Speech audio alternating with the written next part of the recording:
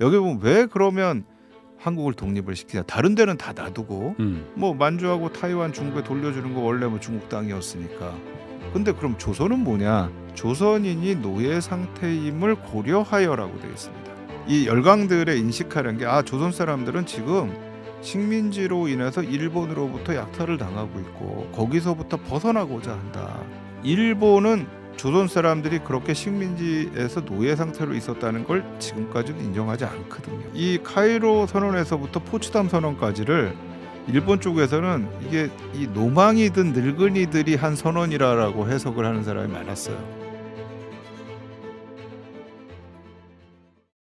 자, 3프로TV 시청자 여러분, 그리고 전국에서 또 매일같이 저희 3프로TV를 시청해 주시는 우리 구독자 여러분, 또 전국에서 또 지구촌 곳곳에서 늘 마음으로 후원해 주시는 우리 투자자 여러분, 오랜만에 신과대화 시간으로 여러분 뵙게 됐는데요.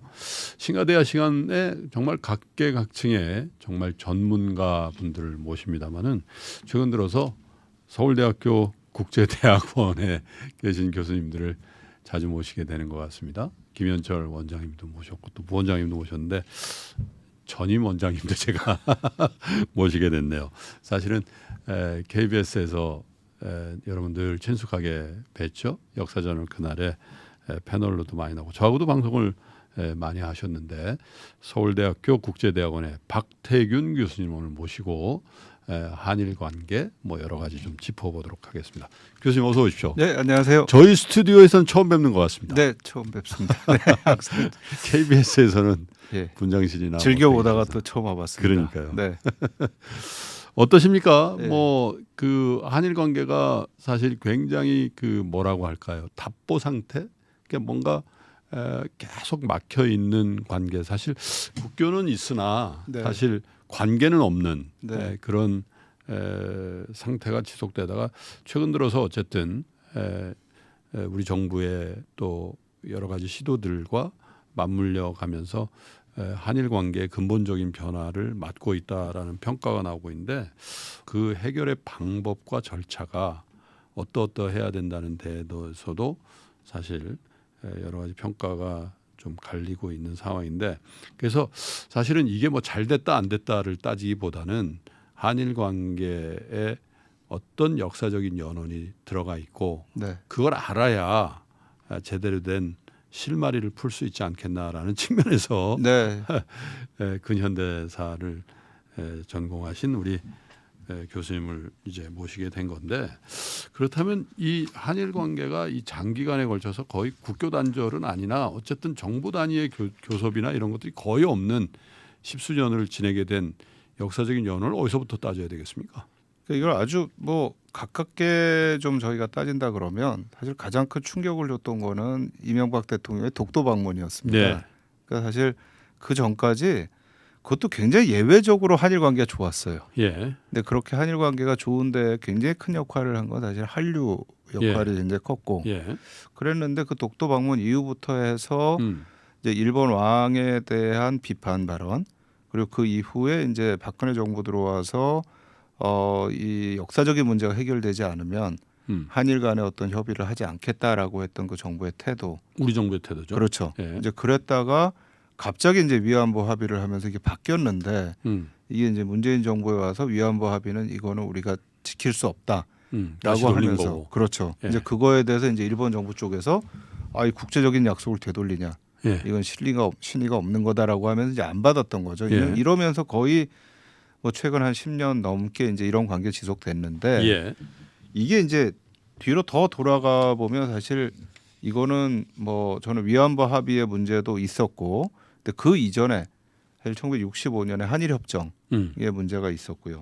또 한일협정의 문제에서 더 또 가보면 1951년에 있었던 샌프란시스코 협약이 있었고 네. 거기서 더 돌아가 보면 이제 1945년에 이제 일본 왕의 항복 선언하고 그 직후에 나왔던 일반 명령 1호. 예. 이건 이제 미국 쪽에서 이제 일본군의 항복을 어떻게 받을 것이냐를 규정한 문서인데 예. 또 그게 있었고 거기서 이제 더 가면 1943년에 있었던 카이로에서의 선언이 그렇게까지 있습니다. 가나요? 네. 그러니까 저 샌프란시스코 회담 뭐 그 얘기까지는 뭐 저희들도 방송이나 뭐 다른 자료를 통해서 본 것 같은데. 네. 예. 그러니까 이렇게 가는 이제 제일 중요한 이유가 뭐냐면 사실 이제 한일 관계를 풀어가는 제일 중요한 키 포인트는 이게 뭐 배상을 받고 돈을 받고 하는 문제가 아니고 네.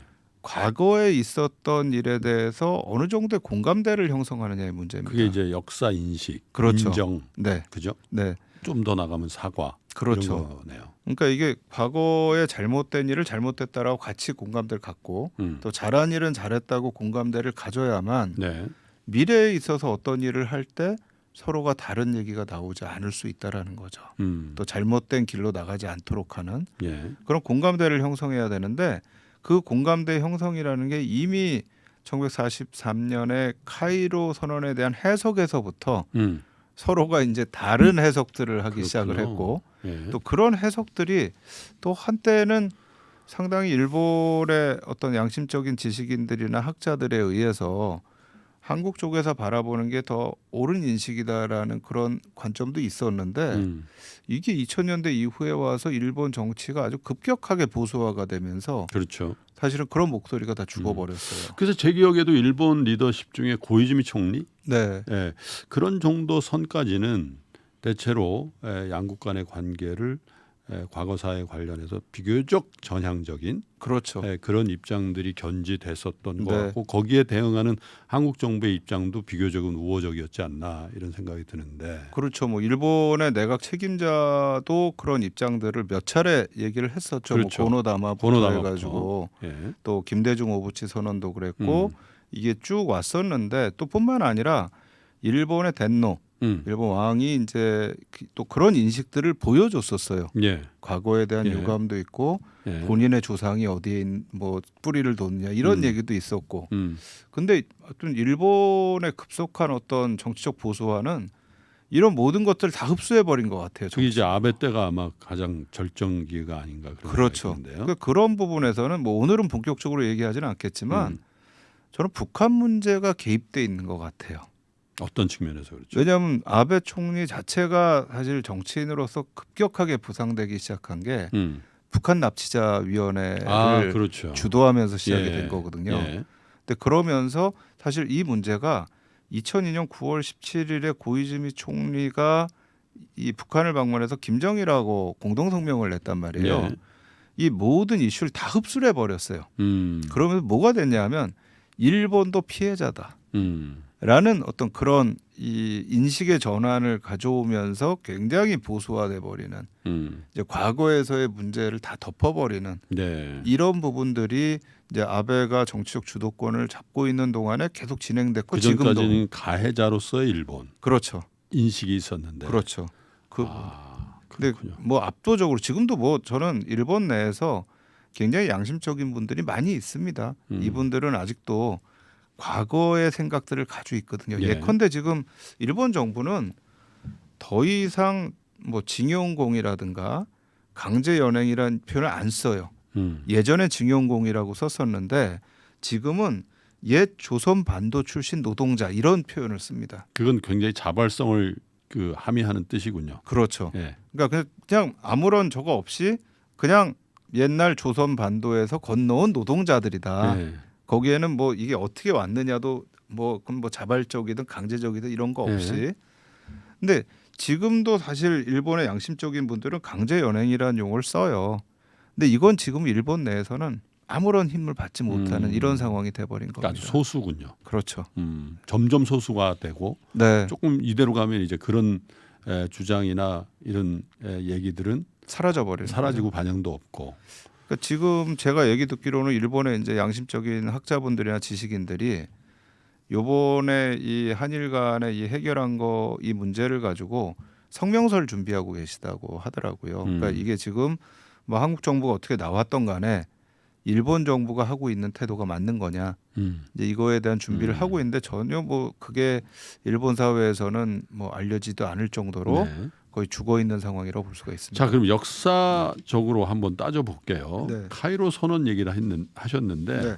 이게 제가 알기로는 1943년도 12월 미영중 지도자들 맞습니다. 회담이잖아요. 네네네. 어떻게 한일 관계가 여기에 결부가 돼 있는지요? 그러니까 이 카이로 선언이라는 거는 원래 이제 이 전시의 연합국 지도자들이 모이는데 이제 예. 그렇게 하면 사실은 이제 스탈린이 왔어야 되는데 스탈린하고 장개석 중국 총통이 워낙 사이가 안 좋기 때문에 이제 스탈린은 오지 않았고요. 네. 이제 미국, 영국, 중국의 지도자들이 모이는데 사실 미국의 입장에서 그 당시에 이 버마 전선, 지금 미얀마라고 하죠.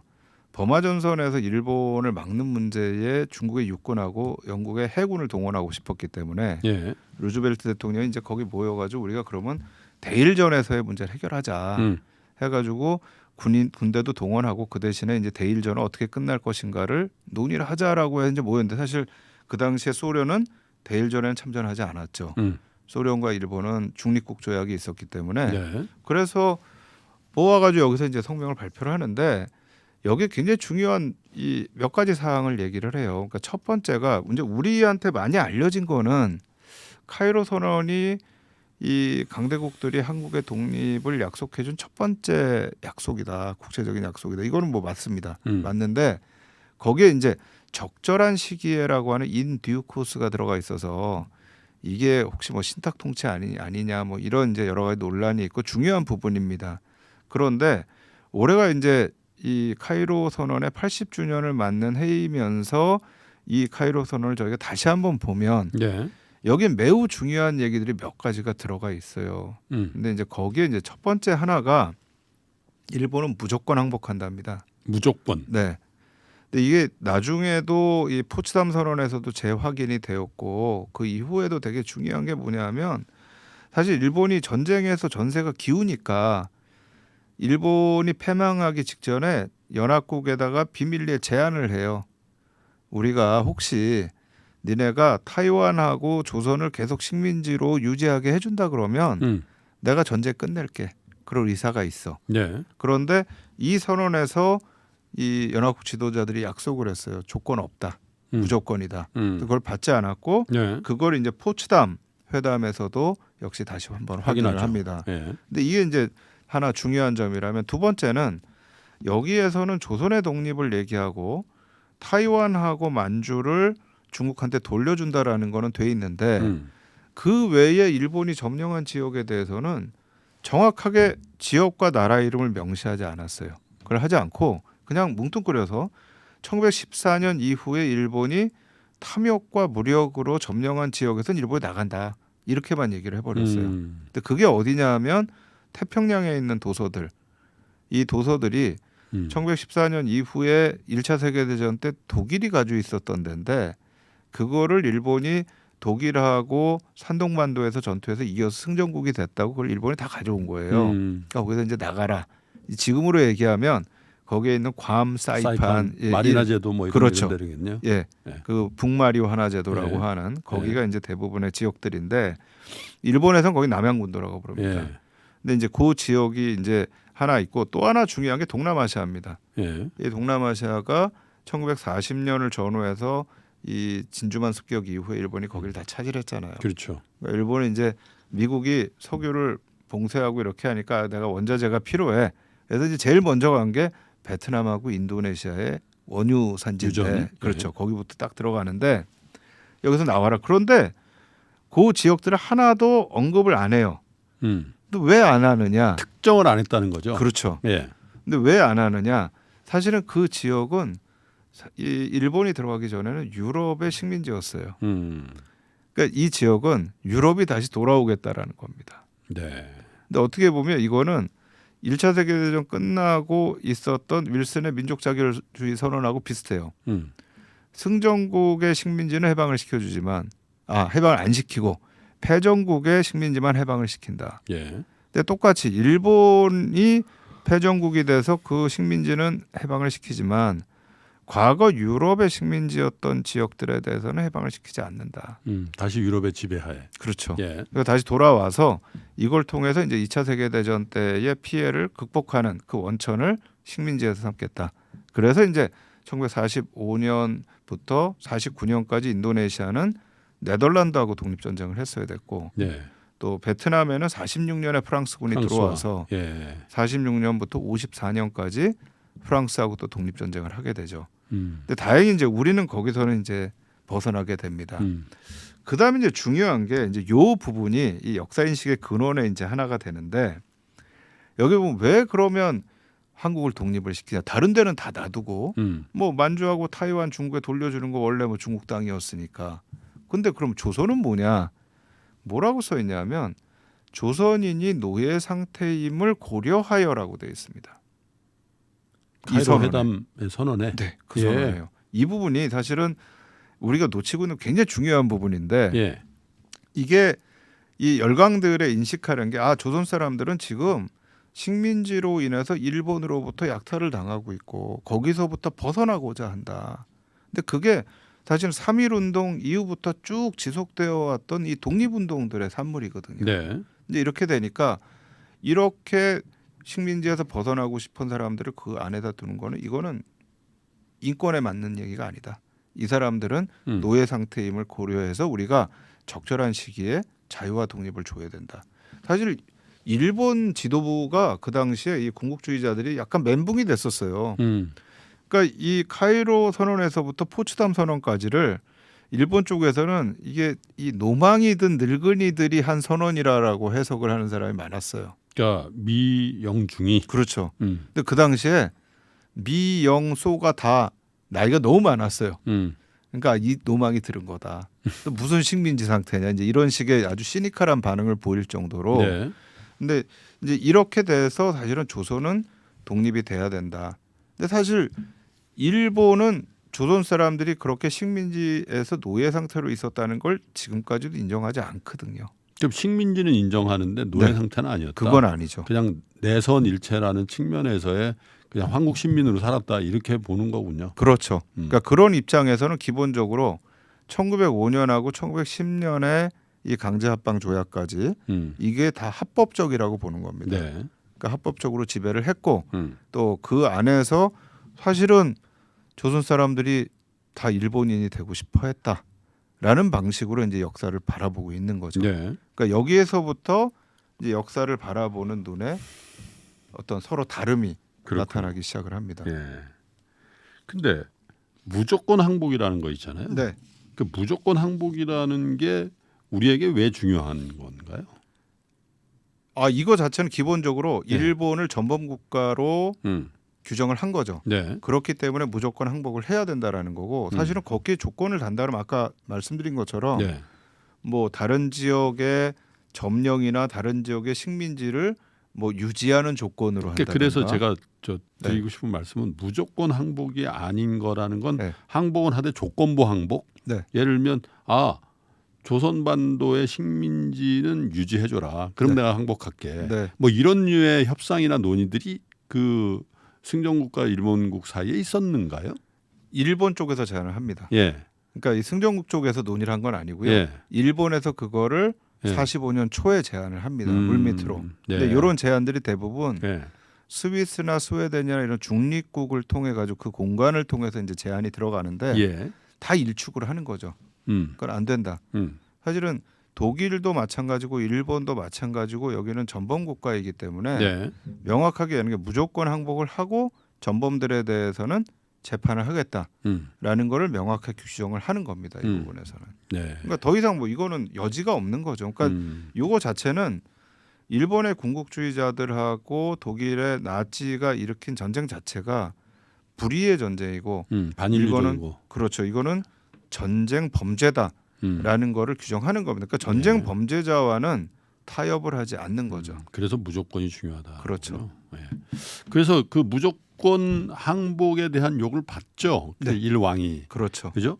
그래서 정확하게 며칠이죠? 1945년 8월 15일 날 방송이 15일, 나가는데 15일. 방송 녹음은 14일 날 14일 날 녹음한 거 15일 날 나가고 그래서 네. 우리가 이제 광복을 맞게 된 건데 네. 그 방송의 내용과 네. 그로 인한 이제 일방명령 1호가 이제 발표가 되는 거 아니겠습니까? 네. 그거는 한일 관계에 어떤 의미를 갖는지에 대해서도 좀. 일단 저는 일본 왕의 이 방송이 되게 중요하다라고 생각해요. 그러니까 예. 일본에서는 이게 덴노의 방송이기 때문에 오금이다라고 이제 얘기를 하는데 그 내용을 이렇게 쭉 보면요.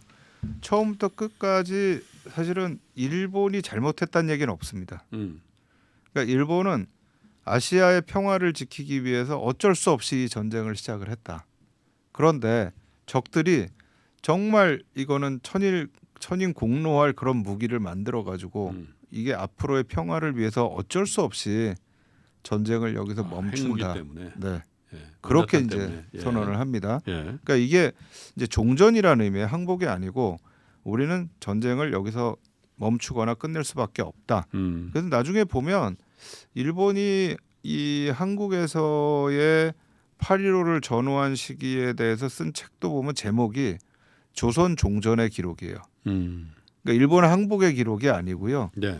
조선에서의 이제 전쟁이 끝났을 때 기록이라고 하는 이제 종전의 이제 메시지를 주고 있는 거죠. 그러니까 기본적으로 일본이 갖고 있었던 어떤 이 군국주의 지도부의 생각은 이거 자체가 우리가 정말 전쟁을 하고 싶어서 한 게 아니고 미국이 우리를 봉쇄를 하고 결국 우리의 생존권을 막고 있었기 때문에 우리는 살기 위해서 어쩔 수 없이 한 것. 첫 네. 번째.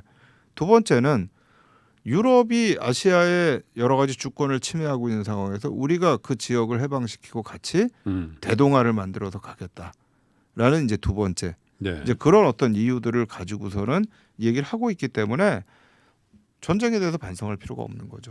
이 얘기는 이제 똑같이 어디로 가냐면 명분 있는 전쟁을 했다는 얘기네요. 그렇죠. 이게 이제 도쿄 재판으로 그대로 갑니다. 예.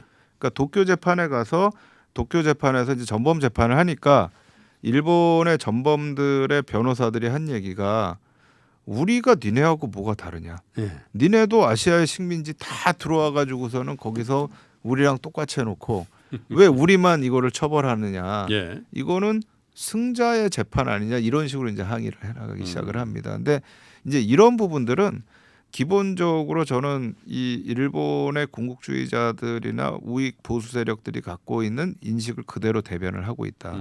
그러니까 기본적으로 이 카이로 선언에서부터 포츠담 선언으로 이어져서 포츠담 선언에서 도쿄 재판을 규정을 했고 그 도쿄 재판을 통해서 일본의 군국주의는 더 이상 부활해서는 안 된다라고 네. 하는 인류의 메시지 자체를 이제 부인하고 있는다라고 볼 수가 있는 거죠. 이제 그렇게 되면서부터 이제 미국 쪽에서 그러면 일본이 물러난 다음에 이 아시아에 있는 일본군을 어떻게 항복을 받아야 될 건가라고 네. 고민을 하면서 발표한 게 이제 일반 명령 1호입니다. 이거는 이제 여러 가지 고민이 있는데 미국의 입장에서는 2차 세계 대전 이후에 미국이 아무리 강국이라고 하더라도 전 세계를 혼자서 다 운영을 못 해요. 그렇죠. 그러니까 이걸 운영하려 그러면 아무래도 여러 이제 세력들의 도움이 필요한 건데 동맹이죠. 그렇죠. 동맹국의 이제 이게 필요한데 1차적으로는 45년 직후에 미국의 동맹국이라는 나라들이 대부분 전쟁의 피해 때문에 뭘 할 수가 없는 상황이에요. 그러니까 이제 유럽에서도 영국, 프랑스, 소련하고 손을 잡고 유럽을 이제 분할을 하기 시작을 합니다. 이게 네. 이제 독일하고 오스트리아를 4개로 분할을 하는 거고 동유럽과 서유럽을 분할해서 이제 소련의 권 아래, 소련권 아래, 미국권 아래 이제 이렇게 들어가는 그렇죠. 건데 아시아에서도 기본적으로 그걸 해야 되는데 문제는 아시아에는 올 수 있는 세력이 없는 거예요. 유럽에서 너무 머니까. 너무 멀고 1차적인 과제가 자기들 재건하는 게 더 중요하거든요. 근데 소련이 와야 되는데 소련은 일본하고의 중립국 조약 때문에 1945년 8월에 히로시마에 원자탄 떨어질 때까지 안 움직였어요. 네. 원래는 이제 미국 쪽에서 카이로 회담 직후에 있었던 테헤란 회담에서 소련한테 먼저 요청을 해요. 니네가 독일하고 전쟁 끝나면 아시아에 좀 들어와 달라. 그럼 편하죠. 북쪽에서 저쪽 그렇죠. 캄차카 쪽으로 그렇죠. 되고 뭐. 그러니까 미국의 입장에서는 네. 소련이 들어오면은 미군의 피해를 좀 줄일 수 있다라고 생각을 그러겠네. 한 거예요. 그러니까 예. 미국은 독일보다 일본이 훨씬 무서운 거예요. 그러니까 세상에 이제 제일 무서운 사람이 저는 뭐 제가 인생을 살면서 두 종류 사람이 제일 무섭더라고요. 하나가 술 취한 사람. 예. 그다음 또 하나가 배째라는 사람. 술 채고 배짜라 그러면 더 무섭다. 더 무섭죠. 근데 일본 군들이 항복 안 하고 배째잖아요. 네. 그러니까 미국의 입장에서 이거보다 더 무서운 게 하기는 없어요. 서양 사람의 관점에서 네. 그죠? 카미카제 같은 것들을 보고 나서 아유, 그거는 야, 정말 저건 또 뭐냐? 공포예요. 그거는. 그렇죠. 그 네. 폭탄을 주고 그냥 배 뛰어든다 이거 아니에요? 그렇죠. 와. 근데 이게 지금 독일에서는 들어가면서 독일군들이 항복을 했단 말이에요. 항복해버리죠. 그런데 일본군은 우리는 그냥 옥죄하겠다 이렇게 네. 나오니까 네. 이거는 미군의 피해가 계속 늘어나는 거예요. 거기다 태평양 전쟁을 하면서 뭐 타라와 섬도 그렇고 가달카날도 그렇고 이오지마도 그렇고 오키나와도 그렇고 예. 미국이 예상한 거에 한 3배 정도의 미군들이 죽었어요. 희생이 있었다. 예. 거죠. 근데 이게 큐슈로 들어가거나 본토로 들어가면 더 큰 크겠죠. 희생이 있는 거죠. 네. 그러니까 소련 니네가 좀 내려와 달라. 그렇죠. 북쪽에서 내려오고 이쪽으로 가면 양봉 작전이 돼가지고 그렇죠. 분산이 될 거고 네, 방어는 네. 그만큼 느슨해지고 도쿄 함락은 훨씬 쉬워질 것이다. 네. 이렇게 판단하겠죠. 상륙도 쉬워지고. 그렇죠. 그런데 43년에 테헤란에서 그렇게 얘기하니까 스탈린이 그래 한번 고려해 볼게 긍정적으로 하고 뭐 그 대신에 독일하고 전투가 끝나야 들어가 이랬는데 독일이 항복한 게 5월인데 네. 8월까지 안 들어오고 있었던 거예요. 그러다가 미국이 원자탄을 딱 떨어뜨리고 나니까 이거 잘못하다 전쟁 바로 끝나겠네 하고 바로 그날 전격 이제 진입을 하기 시작을 합니다. 숟가락을 뒤밀었네. 그렇죠. 네. 이제 그렇게 들어오니까 미국 입장에서 그렇다고 유럽만큼 아시아에서 소련한테 지분을 주고 싶지는 않은 거예요. 그러니까 들어왔으니까 좀 주긴 해야 되는데, 그러니까 이제 미국 쪽에서 볼 때 일부 지역은 분할해가지고 일본군의 항복을 받고 네. 일부 지역은 미국이 직접 받는다. 근데 미국이 보니까 제일 중요한 지역, 그러니까 아시아에서 미국이 2차 세계대전 때 태평양에서 제일 피해를 봤던 곳 진주만, 미드웨이, 결국 태평양입니다. 그렇죠. 그럼 태평양을 지키려면 미국한테 제일 필요한 곳 일본, 필리핀입니다. 여기는 우리가 직접 점령을 한다. 그러니까 일본하고 필리핀에 대해서는 분할 점령을 안 합니다. 미군이 전체적으로 다 들어가서 일본의 4개 섬과 필리핀 전체를 일본이 이제 미국이 항복선을 받아요. 근데 그 외의 지역에 대해서는 미국이 혼자 들어가기가 부담스러운 거예요. 일단 미군도 없어요. 들어갈 미군도 수가 안 되고 그러니까 이제 부분적으로 이 태평양 전쟁에 참여했던 뭐 영국군, 호주군, 네. 그리고 이제 중국군 예. 이쪽에 이제 항복을 받아라 이렇게 예. 해가지고서는 일반 명령 1호를 내는데 그러다가 보니까 이제 한국이 분할이 된 거예요. 그러니까 제가 이제 수업할 때 학생들한테 그 얘기를 해요. 이제 이 현대사 수업을 45년에 첫 번째가 왜 유럽에서는 전범 국가들이 분할 점령이 됐는데 그러면 아시아에서도 일본이 돼야 되는데 왜 한국과 베트남이 분할 점령이 됐을까? 그러네요. 일본의 뭐 혼슈를 반으로 나눠서 네. 홋카이도하고 이쪽은 네. 러시아 소련이 네. 그리고 뭐 혼슈하고 저 뒤에 밑에 예? 오키나와까지는 예를 들면 네. 미국이 네. 이게 자연스러울 것 같긴 한데. 그러니까 이제 스탈린도 요청을 한 게 스탈린은 홋카이도에 욕심이 있었어요. 예. 또 거기까지 요청을 해. 그게 이제 지금의 부동항을 항상 그렇죠. 필요하니까요. 그리고 지금 그 러시아하고 지금도 일본이 붙어 있는 거기 북방 섬들 그렇죠. 있잖아요. 네. 이것까지 이제 다 가져오려면 이제 그걸 한 건데 이제 메가더가 안 받았죠. 이건 안 된다. 해가지고서 이제 이렇게 된 겁니다. 그러니까 어떻게 보면 우리 입장에서 되게 억울한 건데 대리 분할이 됐네요. 그렇죠. 예. 이제 그렇게 되면서 오히려 이게 이제 또 하나 이 역사적으로 중요한 게 뭐냐면 분할이 되면서 이게 분할 이후에 남과 북에서 단독 정부가 서고 그 이후에 전쟁이 일어나고 냉전의 이 가장 중요한 냉전 시대 열전이 열리고 냉전의 가장 전선이 돼 버리니까 한반도가 그렇죠. 이게 한국과 일본 간의 문제를 해결하는데도 꼭 문제가 생겨요. 이게 한반도 전체로 해서 일본과 얘기를 못 하고 한국에서 일본과 얘기하는 입장하고 북한에서 일본과 얘기하는 입장이 달라져 버리는 거예요. 예. 그러니까 이렇게 되니까 일본에서의 과거 문제를 얘기할 때 하나의 목소리를 내지 못하는 문제들이 생깁니다. 예. 그러니까 다른 한편으로 이게 직접적으로는 아니지만 이 분할 점령이라는 것이 결국은 분단의 하나의 원인 중에 하나가 됐고 또 이렇게 되니까 이것 자체가 나중에 이제 일본과의 여러 가지 얘기들을 해나가는데 문제가 되는 중요한 하나의 요인을 만든다라고 볼 수가 있습니다. 근데 미국의 입장에서도 그 일반 명령 1호라는 게 좀 애매한 네, 그죠? 네, 물론 지금 저 교수님 말씀하신 현실론 같은 것도 뭐 분명히 있었을 것 같긴 한데 그렇다 하더라도 우리로선 정말 이해하기가 좀 어려운 애매한 조치를 전후 직후에 한 거군요. 네, 그렇죠. 네. 그러니까 사실은 미국의 입장에서는 굉장히 불가피한 것도 있었고요. 사실 그렇게 분할 점령을 오래 하고 있을 생각도 별로 없었어요. 그러니까 이게 굉장히 편의적인 거였거든요. 예. 왜냐하면 일본군의 항복 받으면 그 다음에는 뭐 신탁 통치를 위한 조직은 만들어 놓고 자기들은 떠난다는 거였거든요. 근데 이게 이제 신탁 통치에 대한 막 서로 간에 이 분열이 내부에서 일어나고 하면서 그렇죠. 예. 그러면서 애초에 미국은 생각하지 않게 3년이나 여기에 있게 된 거예요. 예. 그러면서 결과적으로는 신탁 통치로 가지 않고 이제 남과 북에서 서로 다른 정권이 이제 들어서게 되는 근데 거죠. 그 과정에서 네. 이제 일왕의 항복과 물론 이제 종전이라고 말씀하셨는데 일반 명령 과정에서 우리 한반도에 지금 이렇게 돌이켜 보니까 독도 문제, 네. 그거는 어떻게 그 처리가 됐기에 날카로운 지적이십니다. 왜냐하면 뭔가 뭐 역사적 연원이 있을 테니까 네. 그들은 거기를 죽도라고 다케시마라고 얘기를 하고 있고 네, 네. 우린 말도 안 된다라고 해서 우리가 좀 이렇게 하고 있는 상황인데 이게 문제예요. 예. 그러니까 이게 원래 사실은 이 문제는요. 지금 말씀드린 일반 명령 1호에서 해결을 해줬어야 되는 문제예요. 그러겠죠. 왜냐하면 일반 명령 1호가 보면 어느 지역에서 누구의 미군 사령관한테 항복을 하고 어느 지역은 소련군한테 항복을 하고 어디는 뭐 호주를 비롯한 무슨 동남아 연합군한테 이렇게 얘기를 하고 쭉 얘기를 하는데 그러면 이제 이게 섬까지 다 들어갑니다. 여기에 섬까지 중요한 섬들이 다 들어가는데 독도가 빠져요. 네. 그러니까 저는 이제 이거는 기본적으로 그 당시에 일본이 미국이 생각했던 것보다 빨리 항복을 했습니다. 예. 그러니까 뭐 원자탄을 떨어뜨린다고 해서 일본이 이렇게 빨리 항복할 거라고 생각 안 했는데 저는 여기에는 소련군의 참전이 굉장히 중요한 하나의 쐐기를 박았다는 거죠. 역할을 했을 것 같아요. 왜냐하면 일본에서도 이 소련군이 베를린에 들어가면서 일어났던 일들을 알고 있거든요.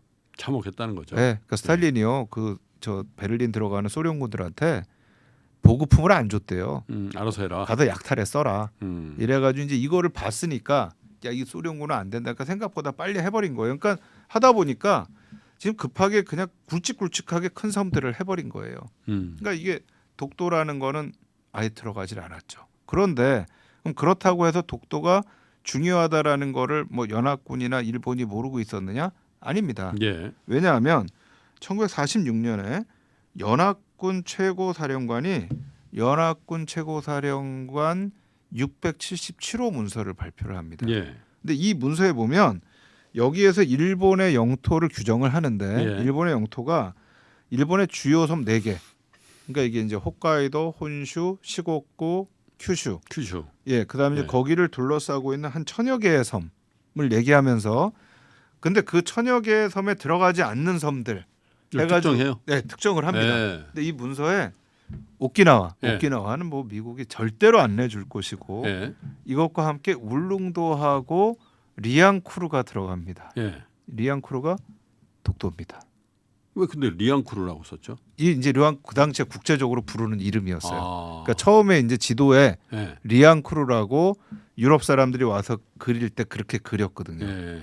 그러니까 이제 그게 한자로는 뭐 여러 개가 있어요. 죽도도 있고 뭐 무슨 뭐 다른 이름도 또 있어요. 있었는데 서양 애들이 와가지고 거기다 이제 리앙쿠르라고 해가지고 이게 바위만 있는 섬이고 네. 뭐 이렇게 했는데 그래도 이 섬의 중요성을 알고 있기 때문에 여기는 일본의 영토에 속하지 않는다라고 1946년에 예. 이 연합군 사령관 문서에서 이거를 677호 문서라는 거죠. 네네 예. 이걸 규정을 합니다. 예. 그러니까 이제 사실은 알고 있었고 그렇게 해서 이게 가면 되는데 문제는 여기에 이제 또 문제가 생겨요. 이렇게 해서 그러면 요 영토 조항이 1951년에 평화조약을 맺을 때 샌프란시스코 평화조약을 맺을 때 그러면 일본이 영토를 어디로 제한한다라는 게 딱 나와야 됩니다. 근데 거기에 1949년까지는 예. 리앙쿠르 이 독도가 일본의 영토가 아니다라는 게 명시가 돼 있었습니다. 한국한테 돌려준다. 네. 그런데 49년에 어느 날부터 그 내용이 사라져 버려요. 그러면서 51년의 최종안에서는 아예 독도가 사라져 버립니다. 아예 언급 자체가 안 돼요. 최종안이라는 게 뭐의 최종안이죠? 서명을 할 때. 아하. 그러니까 이게 이제 평화 조약이라는 게 지금 네. 우리도 이제 정전협정을 맺어놓고 이 정전협정의 내용에 보면 정전협정은 평화협정을 맺기 전에 임시적으로 이 전투행위를 끝내는 거다. 그렇죠. 근데 전투행위가 끝나고 나서 평화협정을 맺으려면 사실은 시간이 좀 걸려요. 여러 가지 뭐 전쟁 배상 문제도 있고 영토 그러겠죠. 제한 문제도 있고 네. 하니까 그것도 협의하는 동안에 전투행위 하면 안 되잖아요. 그래서 정전협정을 맺습니다. 그게 이제 일본이 미주리오에서 45년 8월 달에 항복문서 서명한 거. 예. 이게 이제 소위 얘기한 정전협정입니다. 그래놓고 그 다음에 이제 평화협정을 맺을 때는 배상 문제, 뭐 영토 문제 이후에 일본의 뭐 여러 가지 이 뭐 행정 문제 이런 것들을 거기에다 이제 다 해가지고 거기다 서명을 해야 되는 건데 그러니까 예.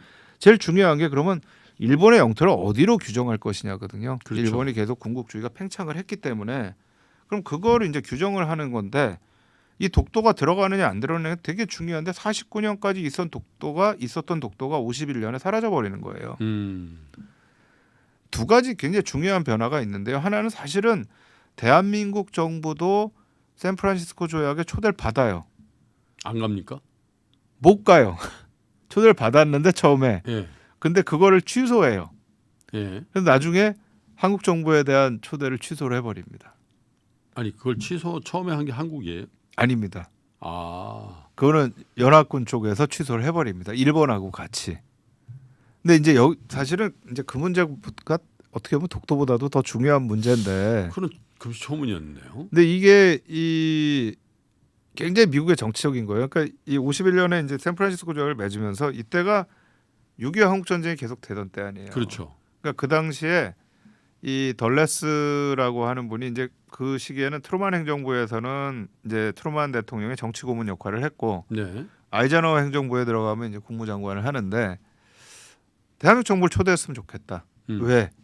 지금 남한하고 북한하고 전쟁을 하고 있는데 예. 대한민국 정부를 초대하면 야, 이 전쟁에서 대한민국이 더 정통성을 갖는 거 아니야. 당연하죠. 그러니까 대한민국을 초대하자. 예. 그런 얘기가 이제 잘 갔는데 첫 번째 영국이 딴지를 걸고 나와요. 영국이요? 네. 러시아도 왜냐하면 아닌 영국이? 이게 대한민국을 초청해 버리면 예. 과거 영국이 가지고 있던 식민지들에 대한 문제를 어떻게 할 거냐. 예. 그러니까 지금 패전국에 대해서 승전국들이 조약을 맺는데 대한민국을 마치 승전국처럼 초청하는 게 돼버리는 거예요. 그러면 이제 다른 유럽 국가들이 갖고 있었던 식민지에 대해서는 어떻게 처리를 할 거냐. 이 문제가 걸리는 게 하나 있어요. 예. 그리고 이제 일본 입장에서는 일본도 예. 참 희한해. 일본도 이제 뭐 한국 승전국 인정은 절대 안 하는 건데 거기에 플러스 일본이 제일 마음에 걸리는 거는 제일조선인들이에요. 일본에 있는. 예. 한국이 승전국으로 인정을 받는 순간 제일조선인들은 승전국 사람들이 되는 거예요. 근데 일본이 바라보는 제일조선인들은 다 빨갱이들이에요. 사회 불안 요소들이고 빨갱이들이고. 그러니까 지금 제일조선인들이 지금 가지 않고 있어서 그것 때문에 골치 아파 죽겠는데 사실 이분들이 오기 싫어서 안 온 게 아닙니다.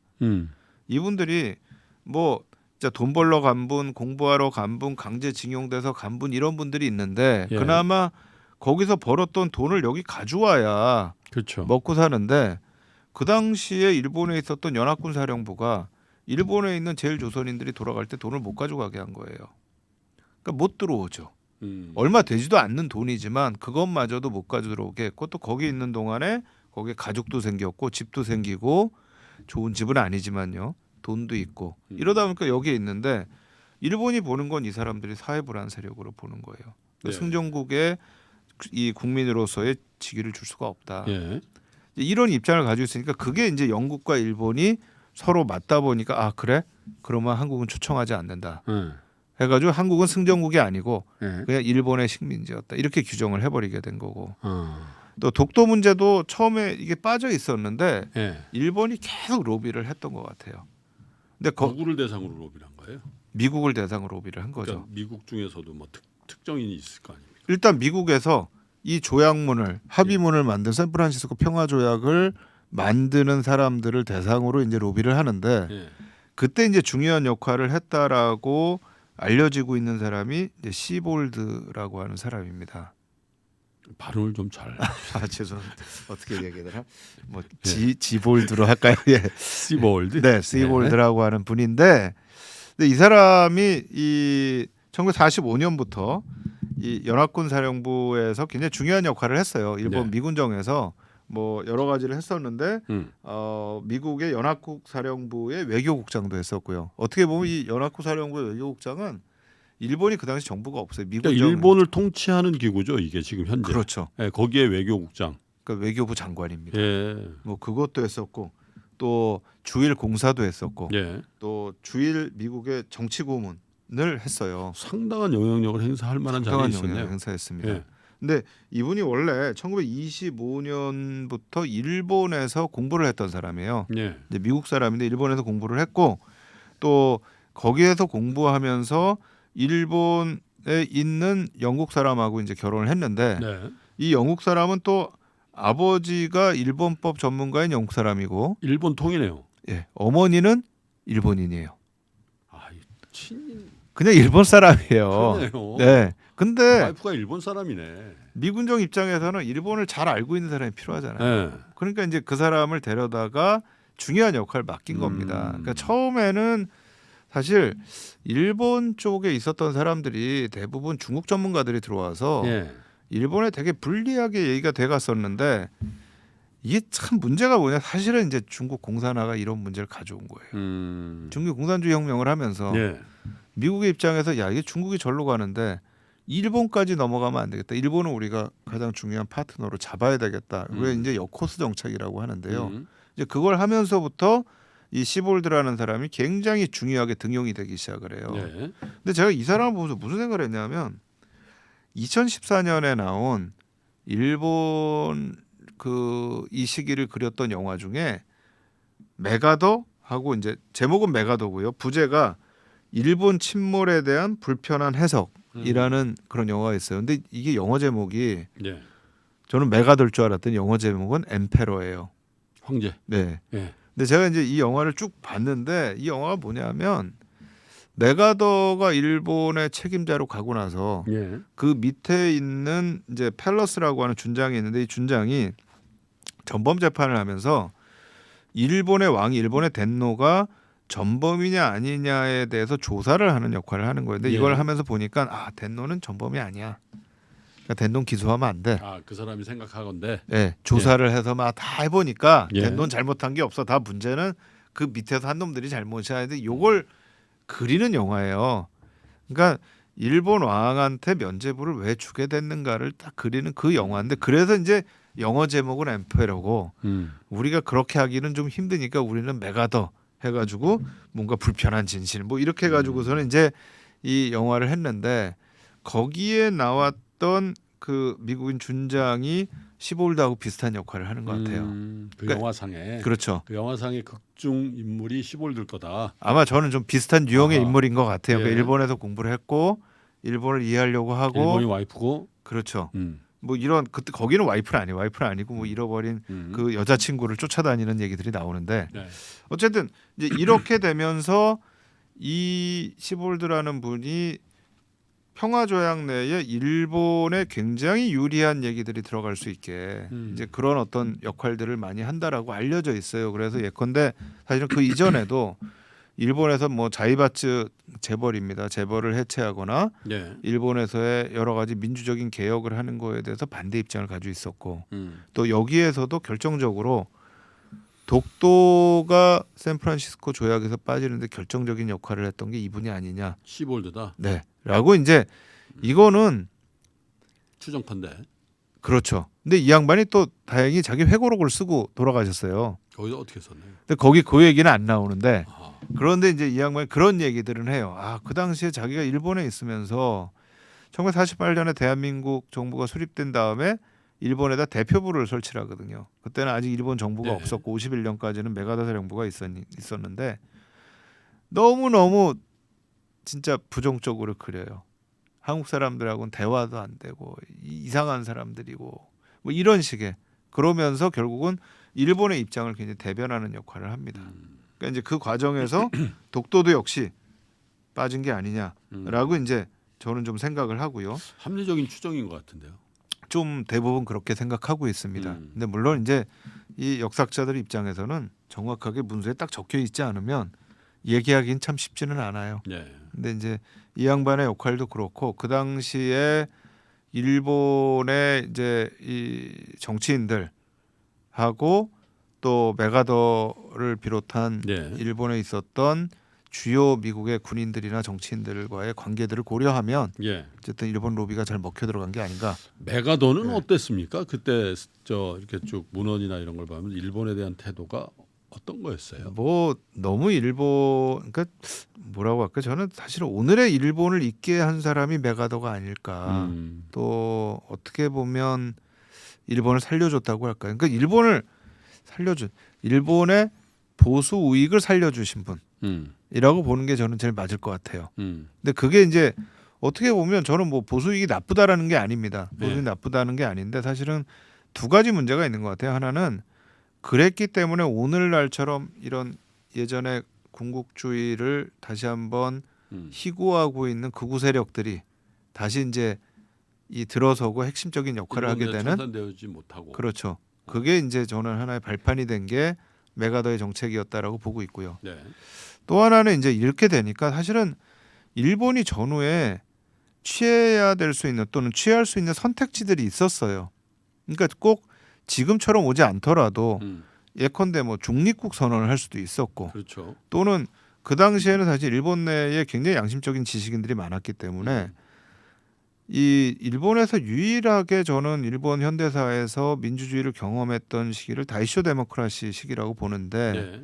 그런 다이쇼 데모크라시의 시기가 다시 한번 올 수도 있었어요. 근데 이게 이제 원천적으로 차단이 된 겁니다. 다이쇼 데모크라시는 시기적으로 언제입니까? 대정 시기잖아요. 그렇죠. 그게 이제 쇼와 이전입니다. 1925년 이전에. 예. 그러니까 우리가 일본에서 이 조선에 대해서 식민지 통치를 문화 통치를 했다라고 하면 좀 열어줬던 시기 있잖아요. 아하, 예. 이게 바로 다이쇼 데모크라시 때입니다. 아하. 자동차 주가는 무엇이 결정할까요? 테슬라, 포드, 현대자동차 회사별 자동차 판매 추이를 확인해 보세요.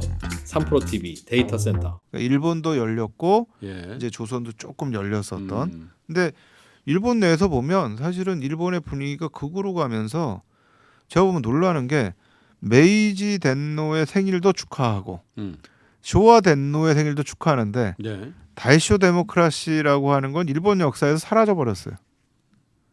그런 어떤 민주주의적 전통이라는 거는. 근데 지금 이제 사실은 메가더가 들어와서 1년에 본인이 생각했던 부분으로 이렇게 아주 강하게 밀고 나가면서 다시 한번 일본이 다이쇼 데모크라시처럼 그런 어떤 리버럴하고 예. 자유로운 그런 어떤 시기를 맞이할 수 있는 그런 기회는 놓쳐버리게 되는 거죠.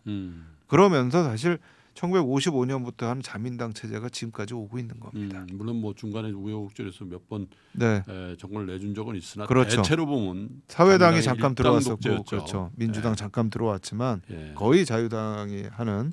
그렇군요. 그러니까 그게 이제 메가더의 굉장히 큰 역할이어서 예. 보면 뭐 메가더에 대해서는 다양한 평가가 있는데 그 메가더에 대한 평가가 제일 좋은 나라가 한국, 일본, 필리핀인 것 같아요. 그 세 나라가 이제 이 메가더에서 가장 긍정적인 평가를 하고 있고. 하여 또 우리 역사적으로 뭐 인천 상륙작전이라는 정말 아 그렇죠. 전쟁 시기에 뭐 어쨌든 이 북한과의 네. 전쟁 관계 내에서 놓고 볼 때 굉장한 그렇죠. 전승의 전기를 만들었던 신의 한 수죠. 네, 신의 한 사실은. 수. 예. 그런 부분 인정해야죠. 아 그거는 뭐 네. 군사적으로는 인정하지 네, 않을 수 장군으로서. 없는 부분이죠. 네. 근데 이제 군사 뭐 전략가로서 여러 가지 좀 판단 미스가 있은 적도 있었고, 실질적 일본의 통치자로서 그죠? 네. 그리고 이제 뭐 약간 좀 정치적인 그게 너무 그건 강해서 그건 뭐 미국의 네. 대통령이 되려고 했었다라는 거는 뭐 네, 굉장히 그 인정받고 있는 네. 그죠? 네. 그런 얘기. 그건 나중에 뭐 이제 또 6.25 한국 전쟁 얘기하게 되면 그건 다시 할 수 있을 자 것 이렇게 같아요. 하시죠. 한일 관계에 대해서 사실 역사적인 연원을 좀 짚어보니까 네. 사실 카이로 회담하고 일왕의 항복 그리고 일반 명령 1호 또 샌프란시스코 조약 여기까지 왔는데도 1시간 이상 걸렸어요. 진짜 제가 너무 말이 많습니다. 아니 근데 참. 너무 좋아요. 왜냐하면 사실 이제 우리가 뭐 이 근현세사를 사실 잘 모릅니다. 솔직히 특히 한일 관계에 있어서 이런 역사적으로 어떻게 문제가 내재되기 시작했는지에 대해서 알아야 사실 정확한 진단과 해법도 하고 또 향후에라도 일본과의 관계 설정에도 어떤 전략적인 어떤 그런 부분들을 포지셔닝하고 이렇게 할 수 있을 것 같은데 그런 부분에 대한 그 몰이해 이런 것들이 있는 거 아닌가라는 생각이 들어요. 이쪽이든 저쪽이든 간에. 네. 그래서 1부는 여기까지 하고요. 잠깐 쉬었다가 2부 순서에서는 샌프란시스코 조약 이후 부분 또 굉장히 중요한 게 사실 한일 협정이라는 게 사실 이제 네. 어떻게 보면 네. 가장 중요한 이벤트인데 그 얘기들을 좀 이어서 듣도록 그렇게 하겠습니다. 1부 여기서 마치고요, 여러분. 2부에서 여러분 다시 뵙겠습니다.